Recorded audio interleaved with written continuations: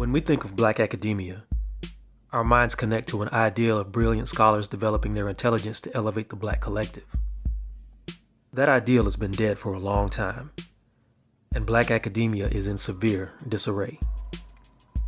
The 1960s saw a great awakening of Black consciousness in American universities.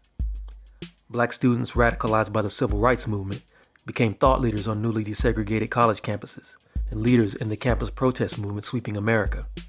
They were influencing the political education and racial awareness of students. That was a direct threat to the American racial status quo, and steps were taken to neutralize that threat. The first step was derailing the message. White feminism worked to fragment unified Black struggle, separating the struggle of Black women from Black men with the idea that all women are oppressed by men and that all men are privileged, even though Black men were, and are, at the bottom of every American socioeconomic metric. The white-dominated LGBTQ movement did likewise, and both used Black proxies to infiltrate and fragment the Black Power movement on college campuses. The next step was to discredit mentors and community leaders who didn't come through the university system, and marginalizing Black-centered scholars. Coupled with the assassinations and imprisonment of Black Power movement leadership, the direction of Black intellectualism shifted from liberation to integration. We're 2 generations into this process, and it's worked brilliantly. You have Black academics using their credibility of their skin tone to parrot ideas and niche agendas that are detrimental to the Black collective, factor in the speed with which social media can disseminate misinformation to the public, and the result is uneducated Black masses and other groups being bullied into accepting the Black academic assimilationist party line. Anti-Black misandry is almost a prerequisite to advance as a Black academic, but more on that in a later video. The Black academic mission of uplifting Black people is dead. What we have now is a cadre of opportunists for whom Blackness is a Trojan horse to position themselves as the gatekeepers of Black thought. In truth, they are more dangerous than open enemies, because neither Black people or well-meaning white people can see them coming.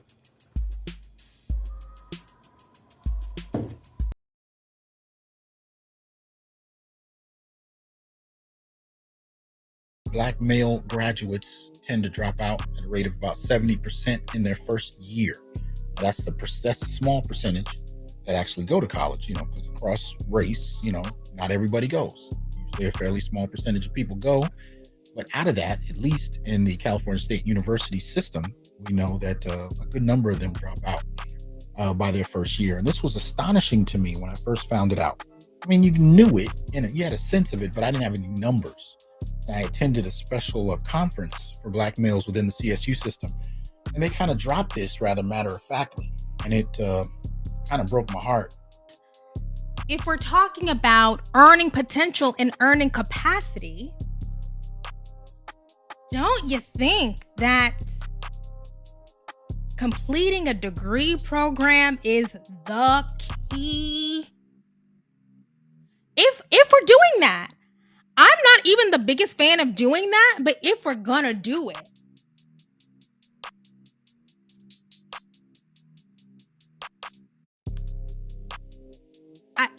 I'm just asking questions. I don't know. According to the National Center for Education Statistics, only 36% of Black male students completed a bachelor's degree within 6 years, and 52% of Latino male students completed theirs within the same time. White males graduated at a rate of 63% in 6 years. Now that's important, right? According to the National Center for Education Statistics, 36% of Black male students completed a bachelor's degree within 6 years. Now, those are national numbers.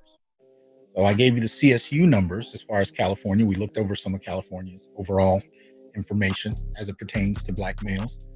But here we're looking at national numbers, 36%. Okay. You know what I've come to believe? That men really underestimated women. That there was a kind of a culture of neglect or whatever, emotional neglect, intellectual neglect among, boys and men and whatever. But they were still able to succeed and outperform because the doors were closed to women. Since 1976, black men have half the degrees black women have. It is what it is. Black men have found other ways to make money, but here's the problem. Mm-hmm. It's not just that they found other ways to make money. It's that we were pushed out of academics in K through 12, and we were forced to find other ways to make money. And then the doors are open to women, right? The structure of the labor force, the structure of the economy shifts in a way that values knowledge work, that values the brain stuff, the typing stuff, the writing stuff, the orderly stuff, the paying attention and following instruction stuff. And the structure of the labor force is changing at the same time as these feminist movements are reaping real rewards. They're getting real wins. And so the way that you are treating boys and men, their approaches, and it stopped working. It stopped reaping dividends for them. And so it kind of gave them, this is just a theory, I'm just spitballing, like a learned helplessness. It's not an accident that you have over 90% female teachers at some grade levels. Right. So this has a correlation to how students perform that nobody wants to talk about. And boys across race end up performing more poorly than girls. And in that, black boys at the bottom of that list. So I don't have a problem. If black men didn't want to go to college, that would be fine. But that's not what's happening. Black men are being pushed out. Black boys are being pushed out before they even get started. They tried to put my son in special ed in kindergarten. And now we get into the modern era, and there's all of this momentum. Okay, there's this momentum around, girls, and girls can do anything, and there's support and cultural encouragement. But even while there's support and cultural encouragement, like, the top is still men. The classrooms in higher education still predominated by men. The professors in higher education still predominated by men, but there's this cultural energy. This is a breakdown of black faculty in colleges. Okay. And the reason this is important is when we talk about, and I said this in my last show, I talked about how black feminism is reproduced because what we see in the academy is an overwhelming number of girls and women that are going into higher education. And, I talked about this in terms of Grambling University. I talked about this in terms of Howard, but we could talk about predominantly white institutions as well. When it comes to black folk going to school, we know that since 1976, black men have half the degrees black women have. And women are making these networks, and they're building up their own institutions of, informal and formal institutions of support around, yes, girls, women, do it, support. One of the things you'll tend to find is black women will set up businesses that primarily cater to each other. Yes. They will literally set up businesses where their primary customer is other black women. And of course, we know over 99% of black women's businesses have one employee, so their focus is only on each other. And so, in to a degree, there is that. I won't say, maybe it's neglect, maybe it's,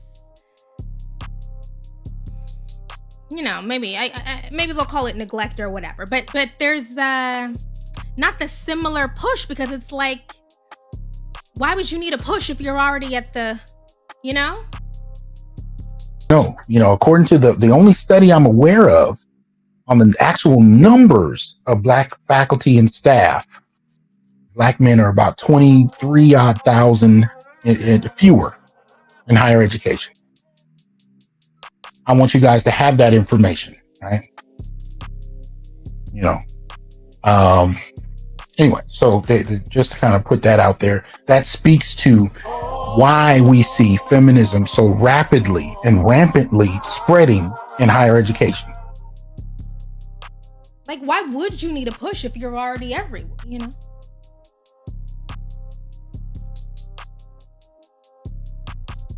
And by the way, there's a difference. I feel differently about this when it comes to like the low income and the higher income. But even as Raj Chetty's work points out, upper income boys don't do great. I mean, like, it's dicey for them too. It's dicey for the upper middle class Black boys. Because it's not just that it's primarily girls that are going, it's also that those who are teaching them, especially if they're Black, are overwhelmingly women. And when you start to factor in their ideology, feminism translates much easier among that population. And you can see why you'll have Black male faculty that will acquiesce to the dominant feminist ideology because they are outnumbered. Yeah. If you try to get hired in a university, guess who's sitting on the hiring committee? There's this conversation about, representation. They just need to see themselves. I mean, did the girls just, people pursued things when there was little to no representation since forever. I'm the child of a Black woman who got an engineering degree in the 70s. Well, she graduated in 1980, okay? What representation did that lady have? I don't know. Honestly, I do think that a lot of my personal experience really colors this. What representation did that lady have? I don't have a problem. If Black men didn't want to go to college, that would be fine. But that's not what's happening. Black men are being pushed out. Black boys are being pushed out before they even get started. They tried to put my son in special ed in kindergarten. Mine too. Kindergarten. Yeah. Mine too. And this boy was reading 700-page Harry Potter books in the first and second grade. Mm-hmm. And they wanted to put him in special ed. And they would have succeeded if I wasn't at the campus as often as I am, because I had more time than the average working Black family. Why do Black men need so much support and help to do just about everything? Black women don't need that. I've told y'all I'm just trying to stay out of this. I'm just trying to...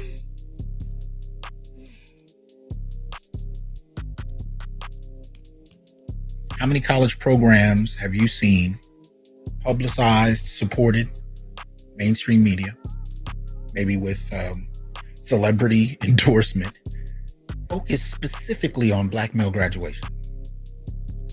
Don't worry, I'll wait.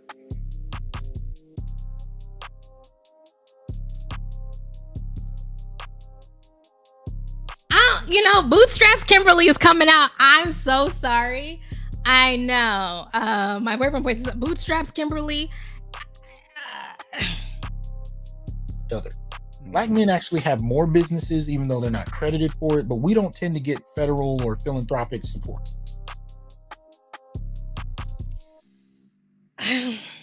God's working on me. God is working on me.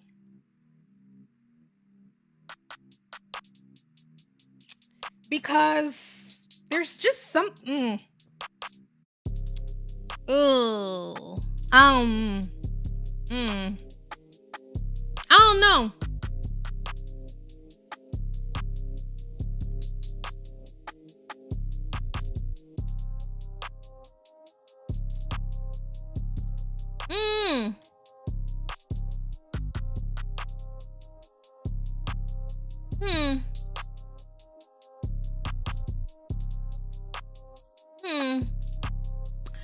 Okay. No, yeah, Black men tend to have trades. Okay.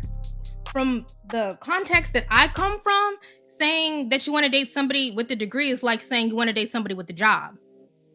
I mean, like, truly, it's like, it's as uncontroversial as saying I want to date somebody who goes to work. Like, we don't list our trade or our hustle or our independent self-employment work as a business. Right. Yeah. I do plumbing. I do drywall. I fix some houses. It's not a business. It's more like a hustle. But it's women listed as a business. Women listed as a business. Absolutely. But even when it is a business, or we acknowledge it as such, you don't often hear these Black men say this is a Black-owned business. No. or this is a black male-owned business. Yeah. And I think, and you can correct me if I'm wrong here, my assumption is that we don't get any props for it being black male-owned. If it's black female-owned, it's celebrated. Yeah. Celebrated, yeah. With black male-owned, it's almost like a kiss of death. Exactly. Which provides no incentive for black men to want to go out there and scream to the heavens that we have a black-owned business. Oh no. You know, if anything, you a lot of brothers just put their head down, keep pushing, do the work. Yep. You know, and you'll notice that when you look at like the title of their business, if it's something completely void, you know, it'll just be something that sounds real generic. Them brothers know what they're doing. Yeah. Because there's no benefit that they get for pointing it out. I wouldn't date somebody who didn't have a degree. And it's fascinating that in these conversations, when women say that, like the bare minimum, like it only becomes controversial because there are so many more women who have degrees than men. And the conversation around this for so long has been about the deficits of the women, when in reality, it's actually a reflection of what's going on with the men. The way this plays out, you got, you know, what is it? Howard has 70% of its population black female. Yeah. When you have a preponderance of black girls and women going into higher education, and then a preponderance of those women who are primarily the faculty there. Yes, there was, at least in terms of 2011, there was a higher percentage of black males who were tenured. Right.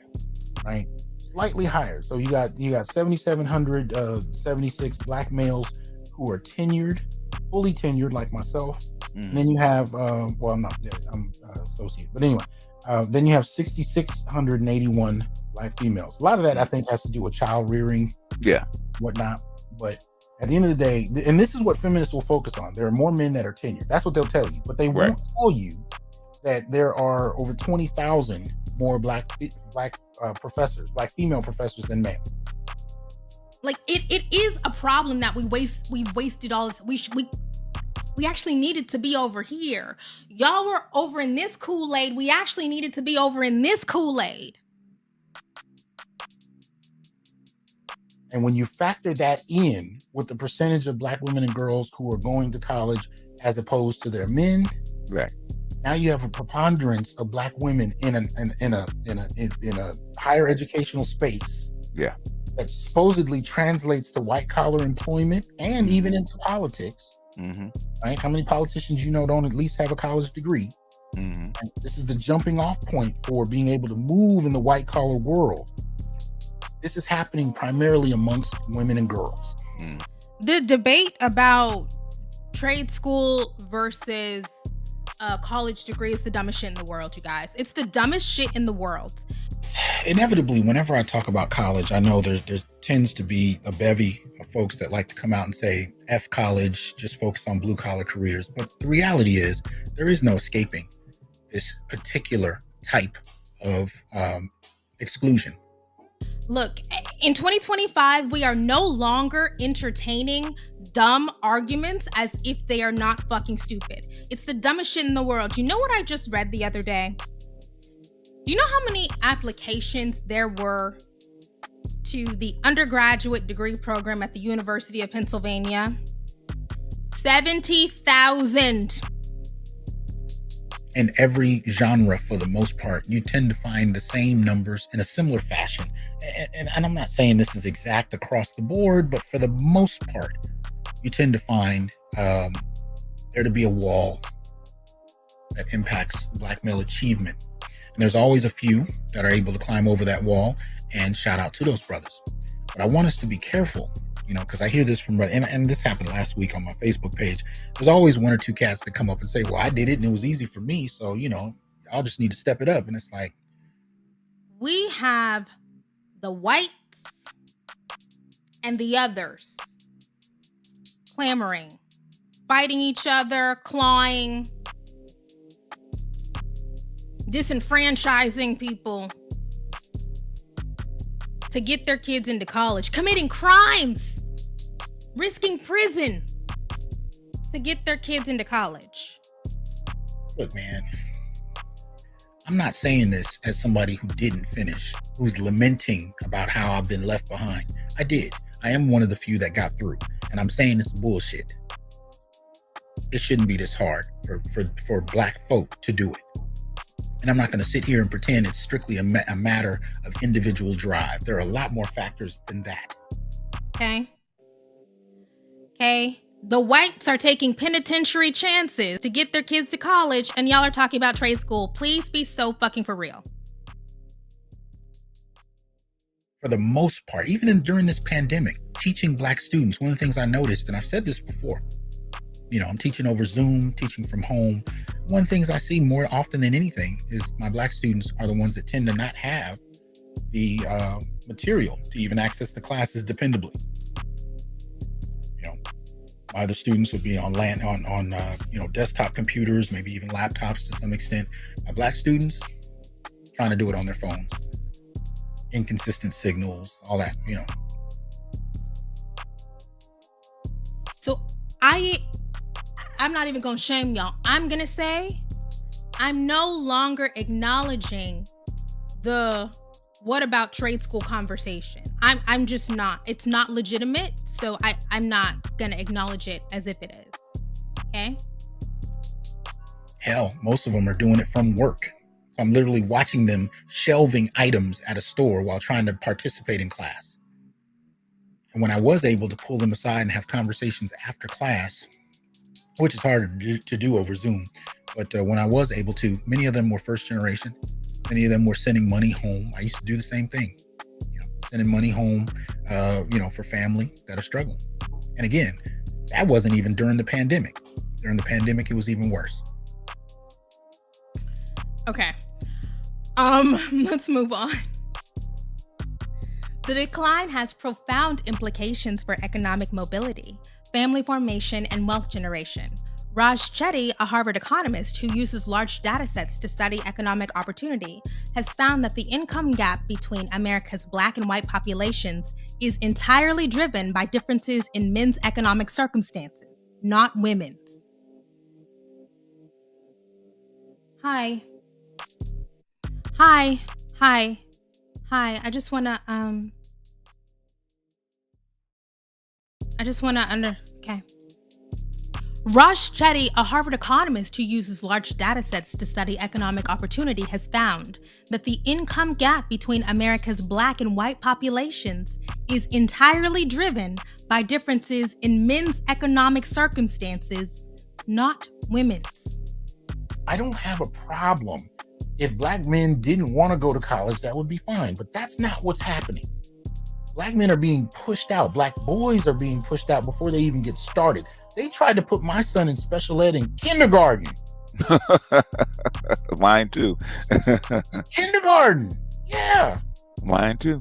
And this boy was reading 700-page Harry Potter books in the first and second grade. Mm-hmm.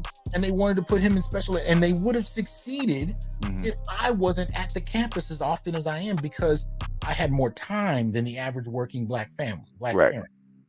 I had time. Whenever they, fucked with him, I got time today. I'll show up. But I noticed how many other Black kids didn't have the luxury of parents that could drop what they were doing and show up on the spot. Yeah. So had I not had that kind of structure, he might have been routed into special ed. They didn't have a problem with doing it. But asking a woman with a bachelor's degree whether or not she deserves a man with a degree says a lot about the pool of men.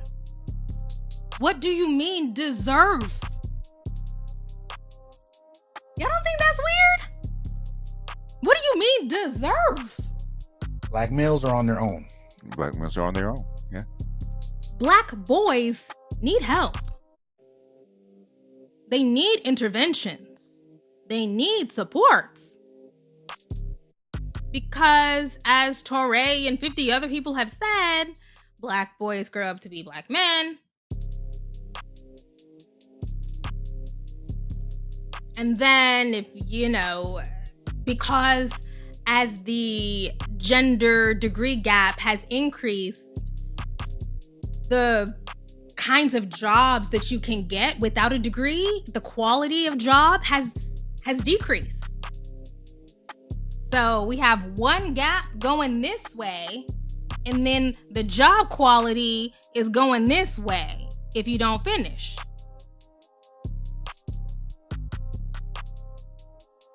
You know, the Black American mating crisis, the partnership crisis, the marriage crisis it's an economic crisis. I mean, we can talk about culture, okay. You know, I believe in good culture. I do, actually. I do believe in promoting certain kinds of values. That's the Black boomer in me. It sure is. That's the Black boomer in me. This 36% graduation rate is it's frustrating. And when I see, Black males coming into my classes, knowing full well how difficult it's going to be, how many questions I have about how many of them are even going to be there the very next year, it hurts my heart. And you can try and pull people aside and help, but you're dealing with issues that are much bigger than whether or not they want to read the homework assignment. Right? And this is the extra work that Black faculty and staff end up having to do because there's so much we're unprepared for as students coming into this level. But again, that goes across the board. I remembered in graduate school, I remember even brothers who were going into, various trades. A lot of us were unprepared, one way or another. So anyway, again, real interested in hearing your thoughts. Shout out to y'all for listening, supporting the Onyx Report. I hope you continue to do so. And I will see y'all later. Peace. Angel might fall, let the whole world see. Black kings rising high in our own destiny.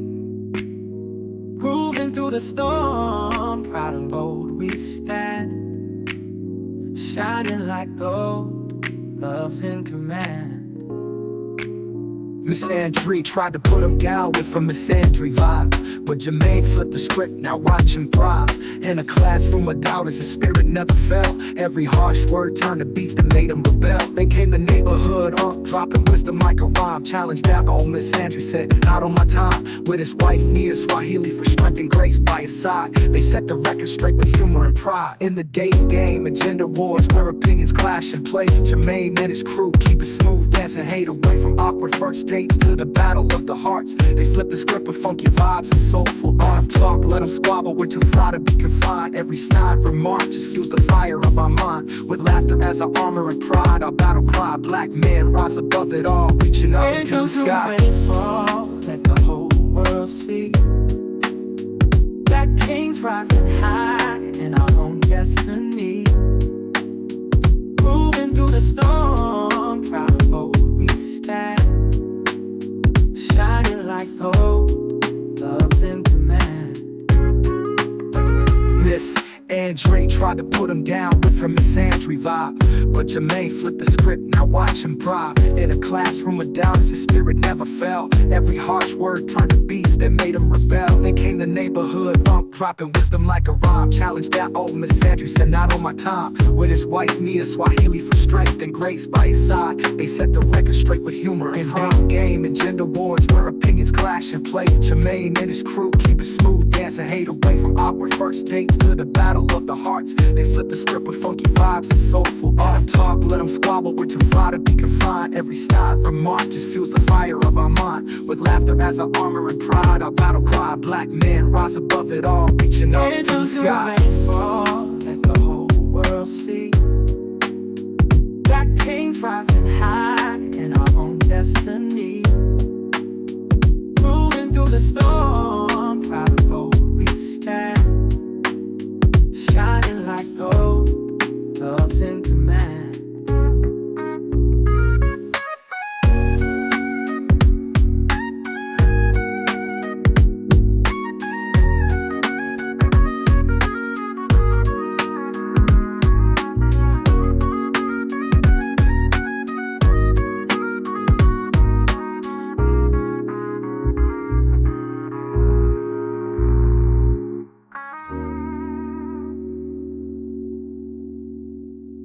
Let them talk, let them squabble, we're too fly to be confined.